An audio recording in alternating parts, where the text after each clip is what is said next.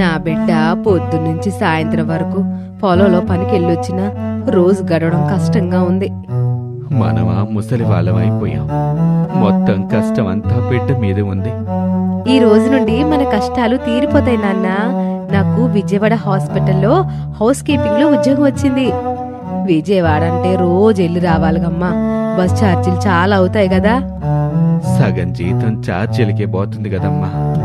అటు చూడండి, మనలాంటి కష్టాల్లో ఉన్న పేదవారి కోసమే చంద్రన్న ఆగస్టు 15 నుంచి ఉచిత బస్సు పథకం అమలు చేస్తున్నారు.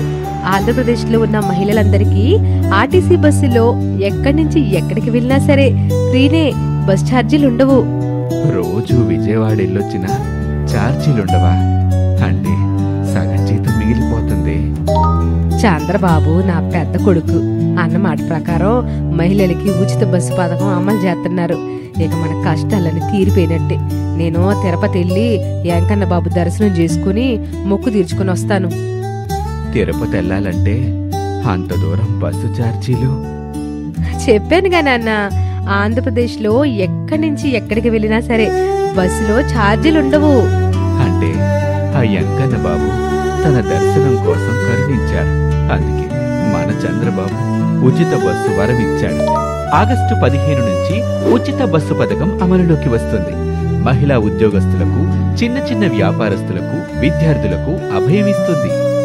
చంద్రన్నొచ్చాడు. ఇచ్చిన మాట ప్రకారం ఉచిత బస్సు పథకం తెచ్చాడు.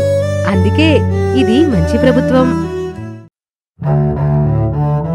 నా బిడ్డ పొద్దున్నుంచి సాయంత్రం వరకు పొలంలో పనికెళ్ళొచ్చినా రోజు గడవడం కష్టంగా ఉంది. మనమా ముసలి వాళ్ళమైపోయాం. మొత్తం కష్టం అంతా బిడ్డ మీద ఉంది. ఈ రోజు నుండి మన కష్టాలు తీరిపోతాయి నాన్న. నాకు విజయవాడ హాస్పిటల్లో హౌస్ కీపింగ్ లో ఉద్యోగం వచ్చింది. విజయవాడ అంటే రోజు వెళ్ళి రావాలిగమ్మా. బస్ ఛార్జీలు చాలా అవుతాయి కదా. సగం జీతం ఛార్జీలకే పోతుంది కదమ్మా. అటు చూడండి, మనలాంటి కష్టాల్లో ఉన్న పేదవారి కోసమే చంద్రన్న ఆగస్టు 15 నుంచి ఉచిత బస్సు పథకం అమలు చేస్తున్నారు. ఆంధ్రప్రదేశ్లో ఉన్న మహిళలందరికీ ఆర్టీసీ బస్సులో ఎక్కడి నుంచి ఎక్కడికి వెళ్ళినా సరే ఫ్రీనే, బస్ ఛార్జీలుండవు. రోజు విజయవాడ వెళ్ళొచ్చినా ఛార్జీలుండవా? అంటే సగం జీతం మిగిలిపోతుంది. చంద్రబాబు నా పెద్ద కొడుకు అన్నమాట ప్రకారం మహిళలకి ఉచిత బస్సు పథకం అమలు చేస్తున్నారు. ఇక మన కష్టాలని తీరిపోయినట్టే.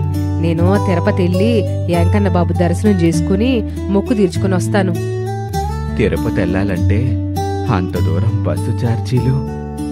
చెప్పానుగా నాన్న, ఆంధ్రప్రదేశ్లో ఎక్కడి నుంచి ఎక్కడికి వెళ్ళినా సరే బస్సులో ఛార్జీలుండవు.